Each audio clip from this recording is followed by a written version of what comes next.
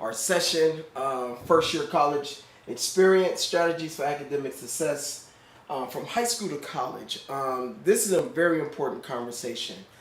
If you have time, if you want, you can buy the book. All right. Remember, this is a free 6-week course that I'm offering to all high school and college bound students, primarily those who are transitioning to college. But we got some special presentations, and I'm gonna have a special guest join me, not today, but in the weeks to come, to share their approach to the high school schedule and agenda that they have laid for all students. And here's why we need to have this conversation. COVID-19 and all of the tests and positive tests that we repeatedly see week after week, we're gonna have to do some different things from home and in the classroom. So whether you're a high school student or a college student, there's some new methods and strategies that I want to introduce to you that I think will be suitable and applicable for both if you're at home doing remote learning or if you're on site physically on your campus or physically in your high school. So here's the book. If you want to buy it, you can find it on Amazon or Barnes & Noble, any media outlet. But let's just recap from last week. Last week was about laying the foundation and reaching out to our professors, starting to change gears in our mind about academics. One of the tough transitions, and this is what high schools have reported through anecdotal evidence, is that they spend a lot of time getting students out of summer mode and into academic mode. And before you know it, it's October, November, okay? We're being proactive in our approach. We're gonna shift gears to academic mode now. At least every Sunday for the next 4 weeks, we have a total of 6 sessions, all right? And I am offering myself for tutoring for anybody whose student need me to walk with them through this pandemic, through COVID-19, whether you're on campus or at home, whatever the deal may be. I'm available. Okay, so let's work those things out. My contact information is here. You can reach me by cell phone or through my email. But I'm willing to help. I have 20 years of experience in higher education. I worked at 3 private premier institutions: Ohio Northern University, Buena Vista University, and Elon University. So I have a breadth and depth of knowledge of advising students as they matriculate to graduation. So I want to be an encouragement to you this summer. So I've given you some time in my introduction to get a pen and paper. So let's just talk about last week and the foundational things. Some of the things, if you missed this last week, you can go back online and pick up that course. But some of the things we talked about is just laying the foundation, allowing yourself to try and how to be successful and how to kind of start communicating or setting up your communication with your faculty member, knowing who your faculty are. By this time, I believe everyone should have a schedule. Okay, you should have email addresses or at least names of your professors. All right, and you should be reaching out to them if you're going into college. And it doesn't matter if your university is going to remote learning where you'll stay home or they're telling you to come on back to campus. We got all the precautions in place. Either way, July is a great time because a lot of schools are moving up their semester, okay? July is a great time to introduce yourself to your professor. And just write them a letter introducing yourself. Tell them you're excited about their class. You look forward to learning. You look forward to the shared experience. Last week, we also talked about how to create a communication log.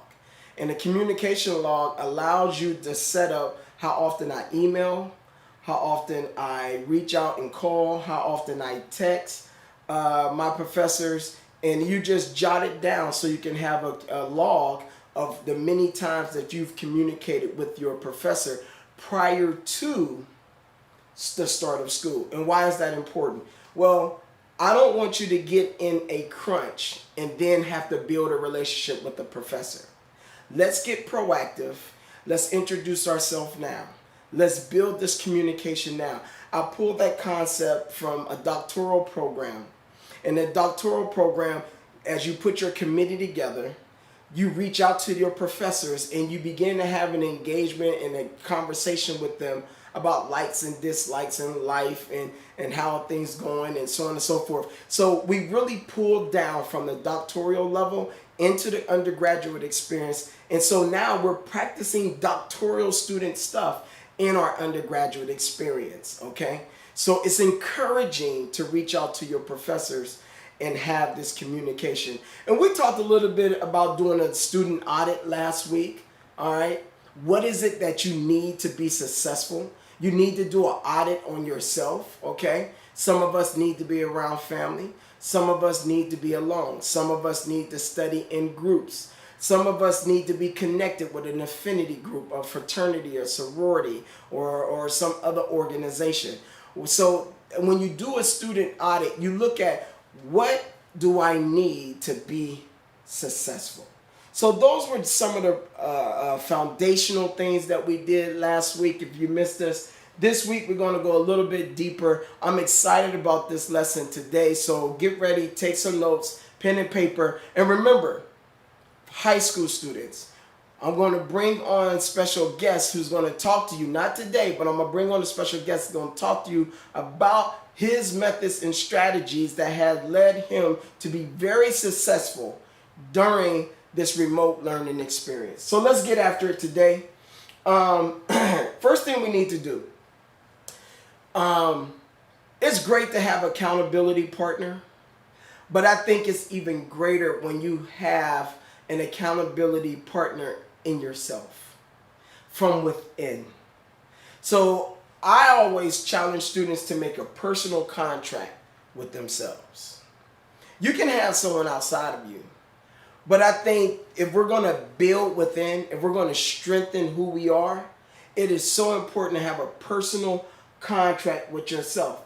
And what you would simply do is say, I, Leon Williams, pledge to do the following. And you need to check off what you're actually going to do, and don't check off the things that you're not going to do. I don't want you to go down the list, whatever list you create, and check off everything. No. I want you to check off what you can actually commit yourself to doing, okay? Attend class regularly, all right? If you're on site and you're on campus or you're in high school, attending class with regularity is so important, okay? That's a non-negotiable, okay? Now, if you're in remote learning and you're learning from home, most teachers, professors have designated time for you to be having an in-class experience. That's still attend class regularly, okay? If it's your responsibility because you're in a distant learning situation and it's your responsibility to meet with your classmates, to do an assignment or have a group assignment experience, that's attending class with regularity. So we don't want you in this season of unpredictable things, we don't want you to fall lack into your attention to attending class with regularity, all right? So hopefully everyone will be able to check that one off. The second, develop a planner. I wasn't a planner student. I wasn't a planner student in undergrad. I tried it. It just don't work. And it's not that it doesn't work. I'm not as consistent and devoted and disciplined enough. And I fought that. I fought against that. So I had to find different ways because I thought I could try the planner method. And there are some people who do really well with planners. And they're color coding them. And they enjoy it. They like having that order. Okay? Listen, I have 3 degrees. And I wasn't a planner person. So, but I did have to find an alternative to keeping my world organized. Okay? So I like little notes. The big picture, and it's interesting because I'm a big picture person, but that big picture and the discipline of writing down every little thing, for some reason, it was a little overwhelming for me. I would rather just take a little note and write down what I had to do. Another thing that I did, and it hurt me at times, I kept everything up here. Listen, college, high school, there's a lot of information to retain and to regurgitate. Okay, let's help the brain. How do we help the brain? By writing things down. You can rely on, and I see this often in students, even in my 20 years of higher ed, they rely heavily on, oh, I heard what you said. What that does, and when you're in a conversation and you listening to someone, or you listening to a coach or a teacher and you don't take a note, by the time you get to college, it's going to be real foreign to you to listen to someone and know what to write down. So you need to practice that now. Okay? You can do it at home with your chores. You can do it at home when mom and dad or your guardian tell you what to do. You have to learn to take in information, and if you're not good at memorizing it, go ahead and write it down. Okay? Let's jump to another one. I pledge to exercise, right? So important. Okay? There's the mythical freshman 15 in terms of freshmen gain 15 pounds when they come to campus because the cafeteria is all you can eat and you can go back as many times as you want and several times throughout the day, and you ain't nobody there to stop you from eating ice cream and pizza and so on and so forth. You have to commit to eating healthy but exercise. You gotta keep moving. Okay? And here's why. When it comes, if you're not in your best health, it is very difficult to write a paper and do homework for long periods of time if you're fatigued because you don't have a balanced lifestyle. And now you want the best out of your brain in terms of performance and focusing on everything. And now your body is like, no, we need to go have some chips. No, we need to go have a soda. We usually are talking on the phone and text messaging and etc. You need to get into a routine of what you eat and eating healthy, as well as a balance of exercise that keeps the stress down. Okay? So important. Don't get to college, or even if you're in high school, okay? And let's say you're following a high school schedule, remote learning. After your first class, let's say you have a math class at 10 o'clock, all right? And you have made up a schedule that you're going to put math in the beginning of your day. After math class, you may have English class. Okay, so let's say you have 2 classes back to back. Here's what I want you to do. Before you go into the next class, walk around the house. Walk up and down the stairs. If you have a home where you can walk around the house, walk around the house. If you feel safe in your community where you can walk up and down the street, walk up and down the street. I don't want you, even in a remote learning experience, to sit in that chair for 4 to 5 hours and be a great student and just snack and eat and have lunch and never get out of the chair. No, it doesn't happen in college. When one class is over, they walk to the next location. So we want you to build in those breaks in between classes, okay? Another personal contract item, be a good citizen in the community, okay? You have a responsibility going into this young adult stage to be a good citizen in the community. You're going to live right. You're going to do right. You're going to help others. Okay? Those things shouldn't stop if you're in a remote learning situation. Find a place to volunteer. Devote your time to something else. There should be things that we are doing in our communities to help our kids have a more balanced lifestyle, even through remote learning. If there's a local park and there's a trusted community, there should be some recreation, just some exercise. Then everybody go back home. We're going to have to be a lot more creative in helping our kids progress and matriculate to the next grade. It doesn't matter if it's grade school or it's middle school or high school. We have to help one another, okay? So if there's a trusted community and some trusted relationships between parents, we got to put together a recess for the kids. We have to put together some exercise for the kids. We have to put together maybe a field trip for the kids. We're going to have to be creative because now those who are at home versus those who may have to go to work, we have a responsibility in our community to help kids. So these are things that you have to make a contract for. These are obligations. These are things that become non-negotiables. The things that you do not check off, That doesn't mean they're out of your view. It only means these are things that I need to work on. Okay, like get rest. A lot of people, I've seen this in my own household. All right, young people don't like to sleep, or they can use very minimal sleep. Okay, or the sleep pattern is off. So let me give you some examples. Either I'm up all night watching Netflix and then I sleep through the day. Okay, bad practice. All right, or I sleep through the night and through the day. I get 12 to 15 hours of sleep. Okay, I want you to have a balanced life. You're going to ask the body to respond in another month or so.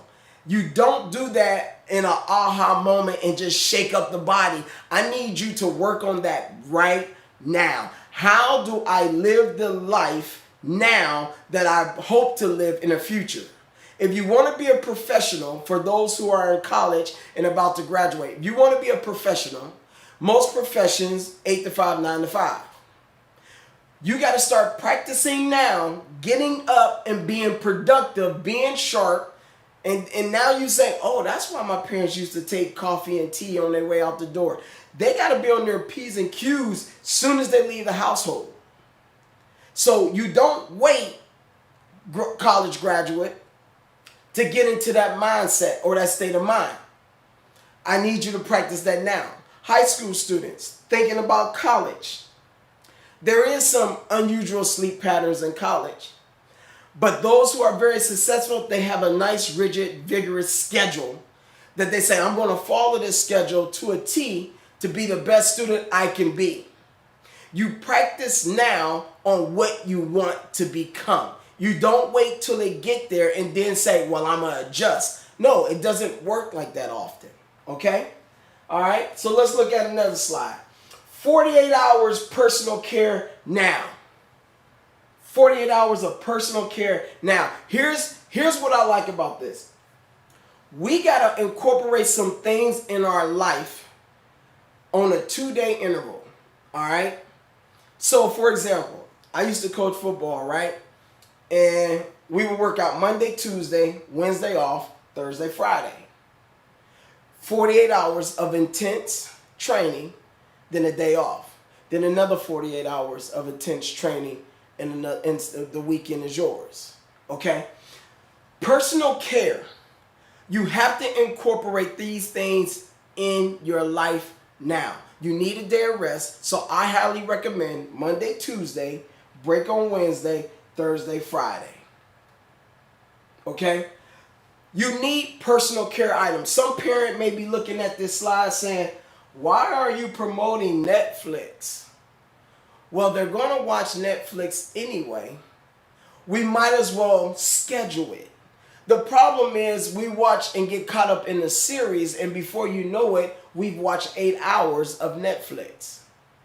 Why not in a 48-hour span schedule it and commit yourself to that, because they need personal care items. They need outlets, meaning students. So they can't just study. They're going to have to schedule these things. Allow these things to happen. These are personal care items that many students, they go, let's say exercise. I'm going to go play some hoops. You got to say, I'm only going to hoop for an hour or two. Period. You can't go over and play hoops for 6 hours. You got to study. You're a student. But so what I want you to do, and the reason why I added now, I want you to start practicing these things now. So you can find out what is it that your body best responds to and what is it that you enjoy doing. Okay? This is stuff that you need. If you've never done yoga, try it every morning. It may change your whole outlook on life on that day. Okay? But I want you to do it in a 48-hour span.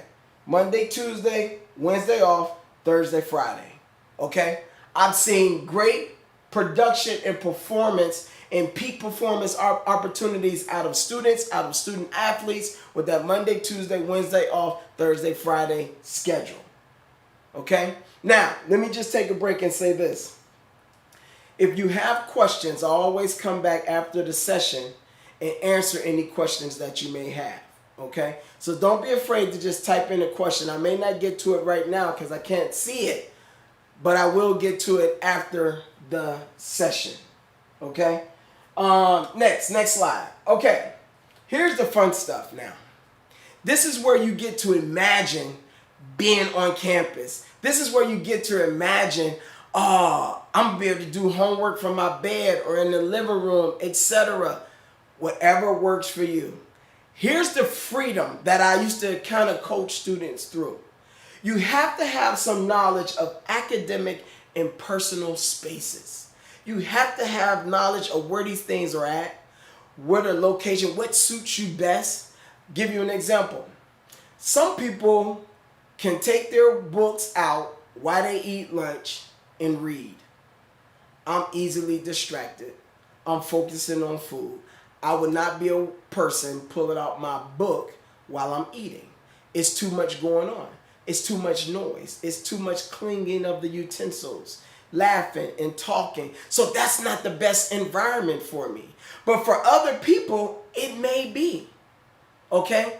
I like complete silence. I do my best studying when everyone is in bed and I'm just sitting up with my nightlight on and I'm just in it and I'm studying, and I can go through the night if I have to, just studying, because that is what works for me. You may be a person that's studying in groups. You might enjoy studying in groups. You might enjoy studying in groups outside. What I want you to do is start getting to know, how do you perform best? Is it in social spaces, in places like a cafe? Some people can go to Starbucks. Some people can go to a Barnes & Noble, a bookstore, and study and be very productive. Some people go and they like that environment and they write books sitting in a nice cozy couch or whatever. You got to find out what works for you. Okay? Now, if you're remote learning and you sleep in your bed, right? You sleep in your bedroom. That may not be the best place for the brain to be productive when it comes to homework and writing papers. You may want to change the setting, because when you walk into the room, the signals that come into the brain is, this is where I sleep. This is where I am lax. This is where I am cozy. So if that's the information that's being fed to the brain, now if you take your books in there, you might be like, why is it so hard for me to study in my bedroom? Well, because that room is made for sleeping and relaxing and being cozy. Okay? So you may have to change if you're at home learning and saying, oh, to be at my best, I got to go to a table. I got to go to another room. Okay? Now, some of you say, you know what? I'm at my best. I got a little desk in my bedroom. I know how to get out of bed, make up my bed, sit at my desk, and do my work. If that is what works for you, go with it. But if you happen to struggle, I want you to understand why. Okay? So don't fight it. Go with what works for you. It could be outside, back patio, backyard, in the sunlight. It could be in the living room. It could be at the dining room table. It could be laying on your floor in your room. This remote learning experience, we still have to do the things that we need to do to be successful. Okay? Group studying, Zoom. We can FaceTime. You can still be creative from home and still accomplish the things you need to accomplish.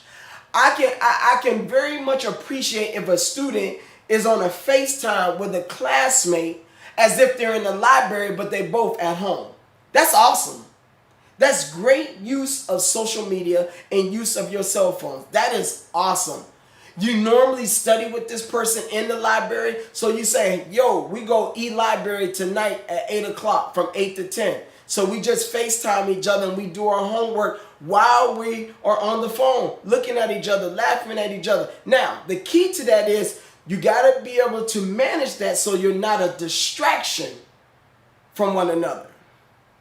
See, parents, if you're watching, we have to make the experience from home as close as we can to the experience that they would have in a normal classroom setting. So we can't eliminate everything. All right? We have to meet them halfway. Okay? All right. Again, if you have questions, type them in and I'll get to them later. All right? Now, here's an overview of a college campus. This is very little nice image here. One of the things I found out in my 20 years of higher ed and helping students is there were so many places on campus. We're still talking about this slide, academic and personal spaces. There were so many spaces on campus that students didn't even think about, oh, this would be a great place for me to learn and to study. For some people, they know how to go to the library, get in a cubicle, and stay there. And it works for them. It doesn't work for everybody else. Again, if you're on campus, you need to find maybe the coffee house. And it may be located in the center of campus because you like coffee or tea and you like being in that environment. We want you to be successful. Anything that's a distraction, we want you to remove yourself from.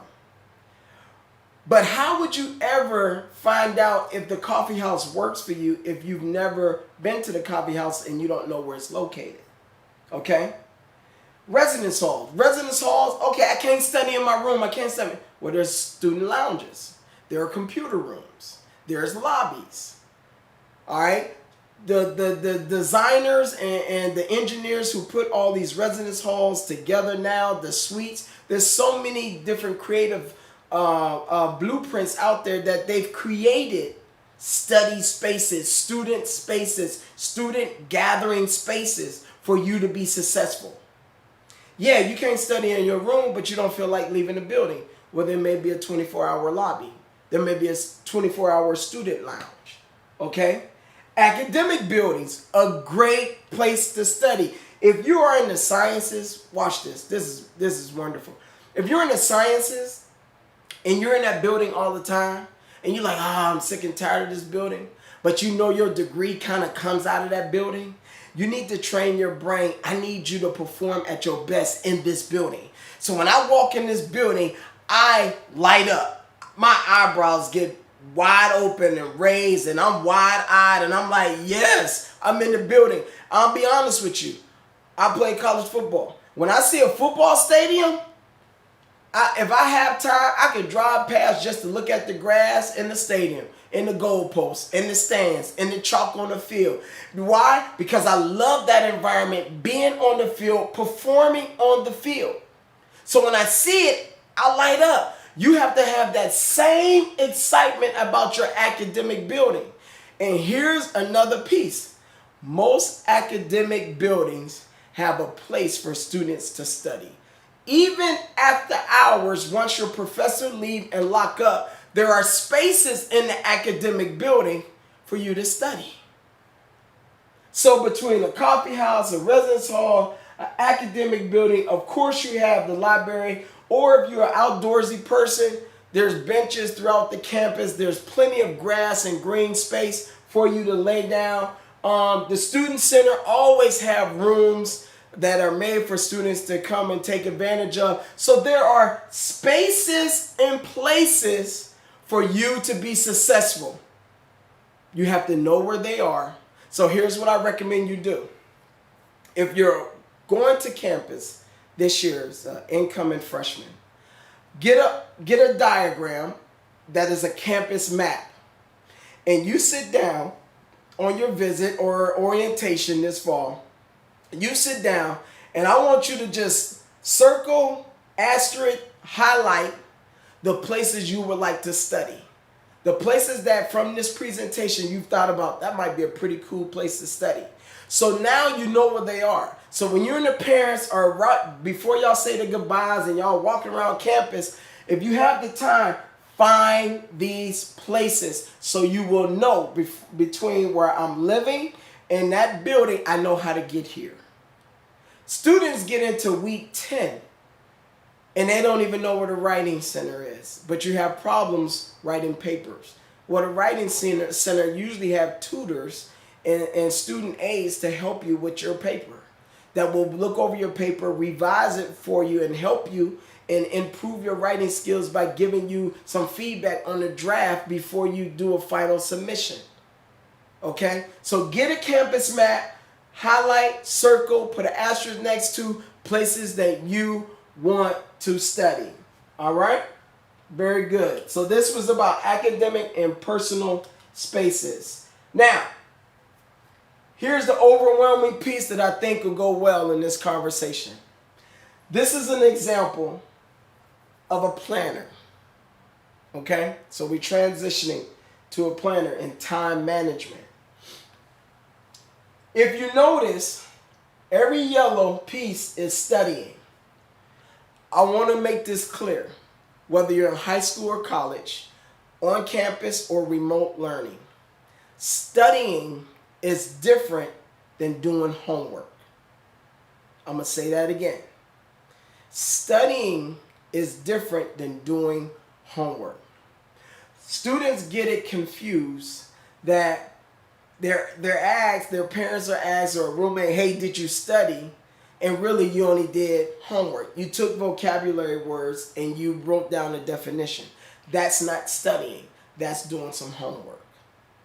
Now, if you're a genius at it, you could do both at the same time. Okay? But I want to be clear. Research says and shows that students that put in about 30 to 32 hours of studying achieve a 3.2 or better. 30 to 32 hours a week. Now, high school students, don't panic. Because you're like, how is that even possible? Listen, in high school, oftentimes, we do homework. Very little do we actually study. So what you want to do is you want to carve out about 5 hours a day times 7 days a week. That's 35 hours. See, when you do that simple math, it's easy. But it sounds overwhelming. Not really, because this is where we mess up in college and what I'm going to help you in remote learning even from high school. There are times throughout the day, over here, okay, are the times. Not on Monday. You got class at 8:30, but as soon as class is over, you could be studying. You can knock out 1.5 or 2 hours before your next class. Then you can put in some more study time right after your last class for the day, because in college you're not going to have classes all day. So I may be able to achieve 3 hours of studying before 5 o'clock. Now, I got to build in some homework. That's the green. Homework is in green. Okay? But we need to make use of our time throughout the day. Why do we do that? One, we need to get to our 30 to 32 hours. That's one. Two, we're practicing for corporate America. Corporate America work, mental stability, mental toughness from the beginning of the day towards the end of the day. Students, here's where some students make the mistake. They go to college, they go to class, and because there's such an imbalance in their life, they plug in sleeping. And I was guilty of that. I could sleep. Me and my roommate, we knew how to just, close the blinds, turn the light off. Let's get in a few hours, just knock it out. Sleep. Unproductive for me. He did quite well with the nap. I didn't. I needed to keep going. Okay? So I began to learn how to plug in studying throughout the day. High school students, remote learning. Okay? Let's say, for example, math and English is on Monday. Okay? You do math and English. You may do some homework. All right? After the homework, I want you to study the homework you just did. I want you to start practicing at the high school level. I want 3 hours out of you a day. 3 hours of studying. That's outside of homework. 3 hours of studying. So that we can get now, for our high school students, we want to come in 20 to 23 hours a week. 20 to 23 hours of studying. Not just homework, studying. Okay? Now, my guess is, because this is an interesting question for remote learning when it comes to affinity groups and student affairs professionals, which I think going to change to some degree. But what I think is going to happen, the needs that you have outside of the classroom, I'm talking student affairs, I'm talking counseling, multicultural affairs, residence life type conversations, student activity conversations, leadership departments conversations, religious life conversations. I think things are going to move to Zoom, because I can't see having these professionals on campus being paid and there's no students. That could be a threat and danger to student affairs. So student affair professionals, I believe, are going to have to be creative in setting up meetings with students and do everything through Zoom. It's just like the doctors now are meeting with their patients online through a camera, through Zoom-like features. Okay?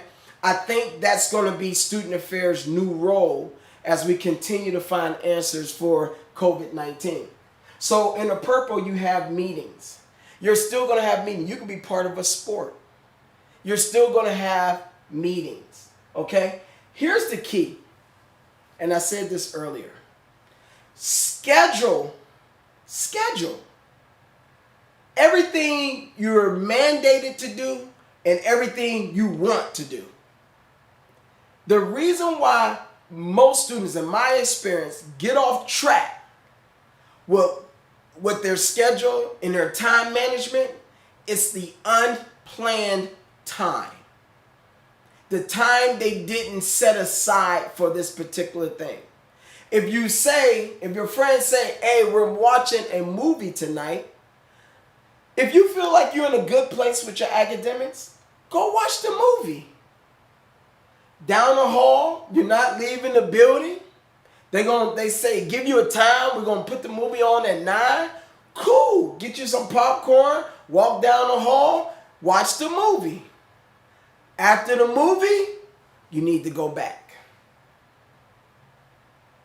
Don't stay to the after party, if you will, and the after conversation, and the laughing and joking, and now you went from 9 to 11 because the movie was roughly an hour and a half to 2 hours, and now you realize, oh, it's 1 a.m.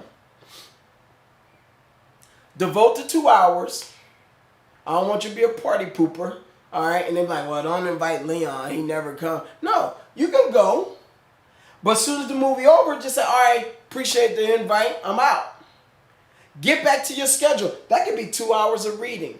Then you can still shut it down at 1 a.m.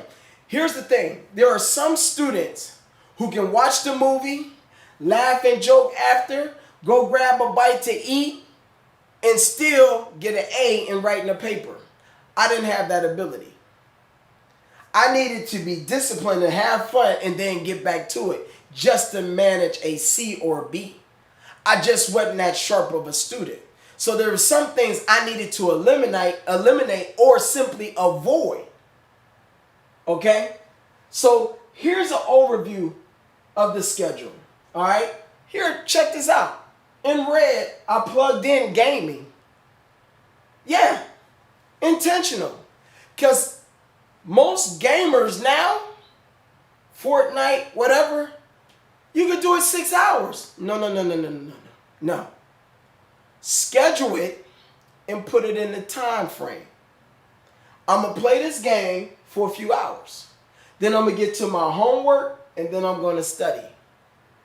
You get gaming on Tuesday, Thursday, and Saturday.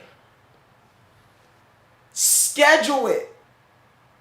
Stay disciplined in the time frame. Weekend, look at this. If I'm going out Friday and I know I'm going out, don't fight it. If you want to go out, go out. But look what happens. Most classes on Friday end about 1 or 2 o'clock. So why not just bang out your homework and now treat going out as a reward? I had class earlier. I got some studying in on Friday. I knocked out about 4 hours of homework. Now I'm going out. Most students, classes in, we don't do no homework, we don't do no studying, we spend a whole bunch of time doing nothing, and we ain't going out till 10 o'clock. Friday is the most overlooked day for studying and homework. The most overlooked. Again, Saturday. Let's say you go out 2 days in a row. You got up. Maybe you do some chores, laundry, etc. Get some gaming in. Look at that. Study. Study. I still got to get my 30, 35 hours before I go out. See, no one's trying to handcuff you or tie you to your bed or your room and say, no, don't go out and enjoy college life. No one is saying that. Take care of your business before you go out. Now, distance learners, these people that's going to be in a remote learning situation, you can apply the same schedule even when you're at home. Get it in. Get your 35 hours in, okay? Schedule your social time. Schedule your gaming time. Schedule your homework time. If you're a student athlete, you got to plug in practice, weight training, etc. I'll say this again. Students who struggle, they struggle because of the unplanned time. And the peer pressure forces them to go outside of their discipline of what they've already laid out for themselves. Okay? This is a great activity. You can pretend and do this now. If you have your class schedule, you can do this right now. High school students, you can do this right now. If you have your schedule, you can do it right now. And make a mock time management schedule, calendar, planner. So you can get used to living off this now. You can do this right now and still do it for all of July. Just to say, okay, I'm going to get up at a certain time. I'm going to do chores at a certain time. I'm going to do a little reading at a certain time. I'm going to do a little gaming. I'm going to be on my phone, etc. You can do that now in July. So it's not foreign to you in August. All right? Now, a great exercise. All right? I'm going to try to take my time with it, but I love this exercise. On the piece of paper, this is called the energy line. On a piece of paper, write a vertical line, almost make like an L. All right, we're going to graph it. All right, and on the vertical line, you're going to put high, medium, and low energy.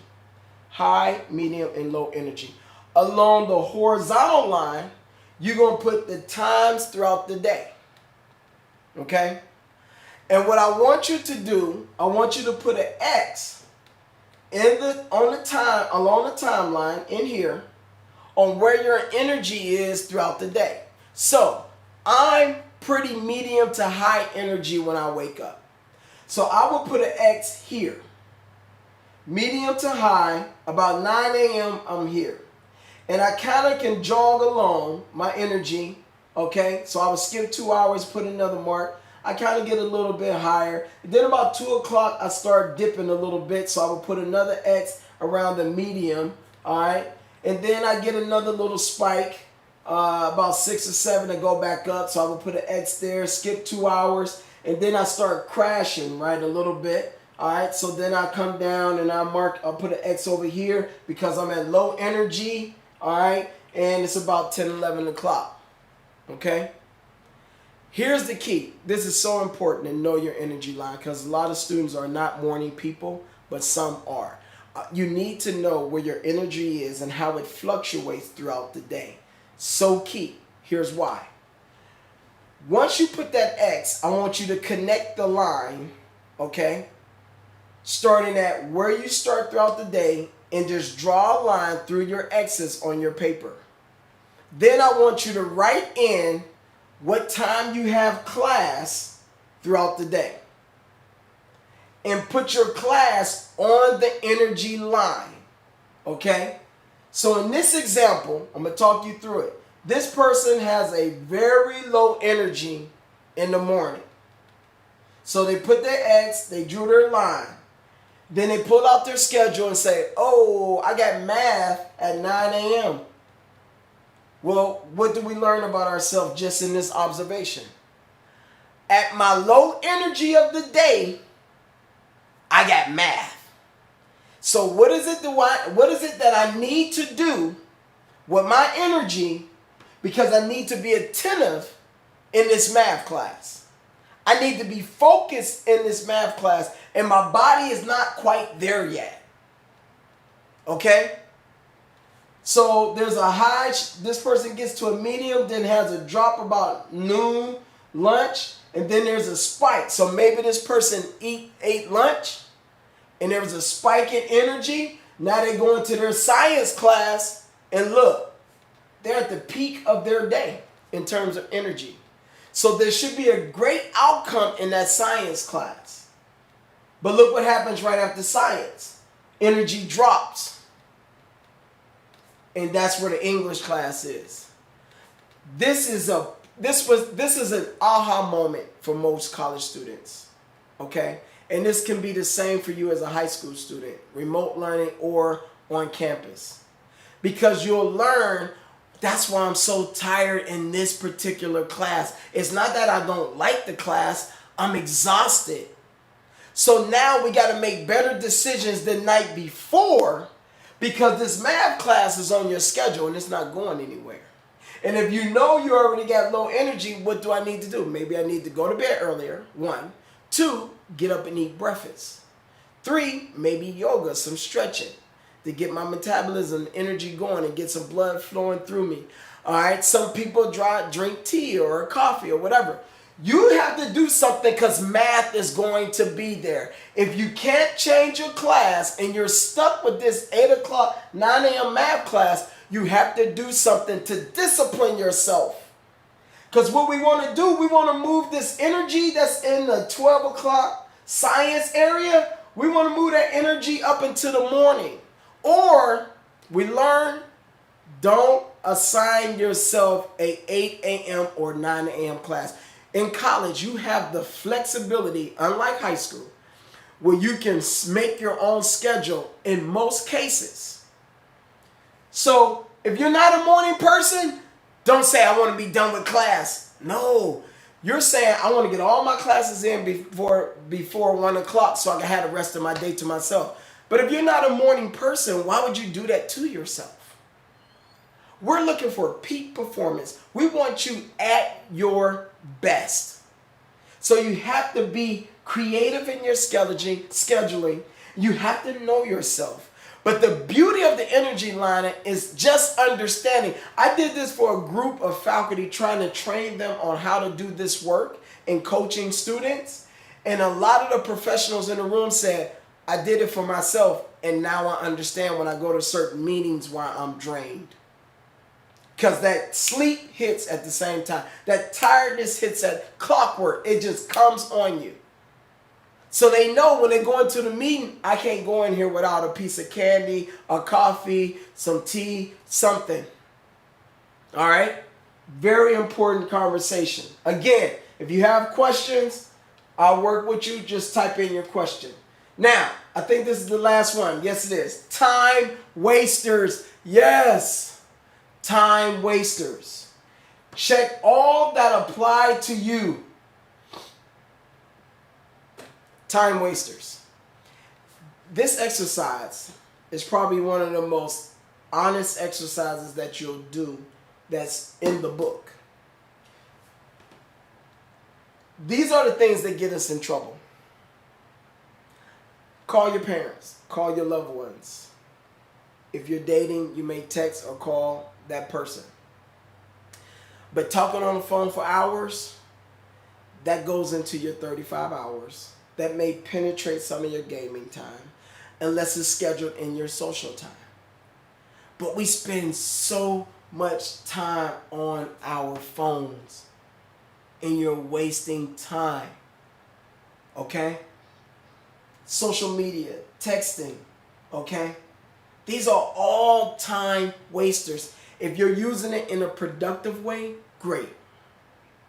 But if you really evaluate your time on your phone now, you'll realize I've wasted a lot of time.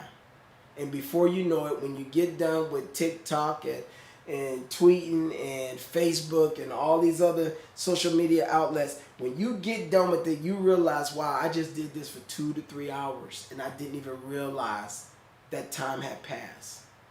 Time wasters.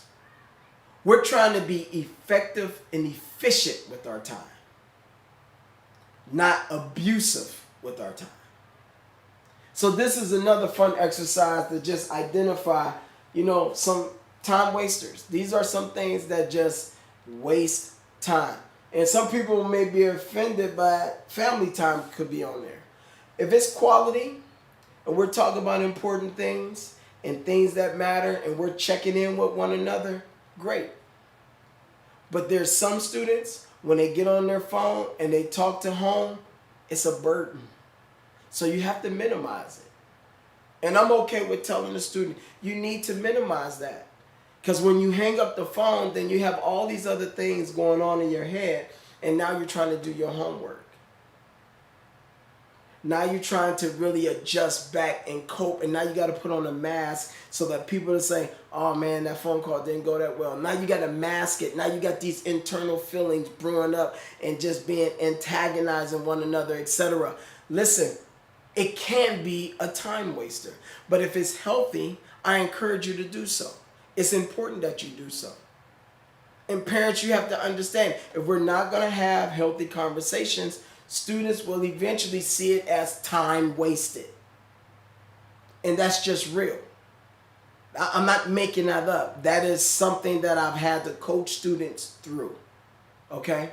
Again, here's all my contact information. Text me, call me, email me. However I can be of assistance to your student this fall as these unpredictable, uncontrollable, and untimely things continue to impact and infiltrate our world. My job here in these 6 weeks, this is our second week, we got 4 weeks to go, is just to give you some foundational things and some things you haven't thought about to help you be successful in college, whether you're on campus or you're doing it in remote learning style. I want to help you. Okay? If you get to college, parents, students, and you realize you're not having the success that you desire, or if you start school and you're doing remote learning and you don't know how to put together a schedule and balance it, I'm here to help you. All right? I want to be of assistance to you. Okay? So give me a shout if you need any help. I've enjoyed you for the second week. I really love this work. Miss it a lot. I continue to help students as they come into my life. So allow me to help you. All right? Until we see each other next time, that would be next Sunday, 6 p.m. We'll get back on the call and it'll be our summer session number 3. All right? Take care, everybody. Wishing you all the best. Thank you.